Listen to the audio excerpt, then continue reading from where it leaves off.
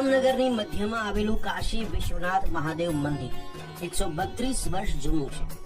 આ મંદિરની સૌથી મોટી વિશેષતા એ છે કે સમગ્ર દેશમાં માત્ર 2 જ એવા શિવ મંદિરો છે જેના દર્શન ચારેય દિશાના દરવાજાઓમાંથી થઈ શકે છે, જેમાંનું એક આ જામનગરનું કાશી વિશ્વનાથ મંદિર। પવિત્ર શ્રાવણ માસમાં ઐતિહાસિક કાશી વિશ્વનાથ મંદિરમાં શ્રદ્ધાળુઓનું ઘોડાપુર અને ભક્તિનું અદ્ભુત વાતાવરણ જોવા મળે છે। જામનગરના કાશી વિશ્વનાથ મંદિરમાં દરરોજ ભગવાન શિવના વિવિધ રૂપે આકર્ષક શૃંગાર કરવામાં આવે છે। તાજેતરમાં 15 ઓગસ્ટના રોજ સ્વતંત્રતા પર્વ નિમિત્તે શિવલિંગ પર તિરંગાનો વિશેષ શૃંગાર કરવામાં આવ્યો હતો।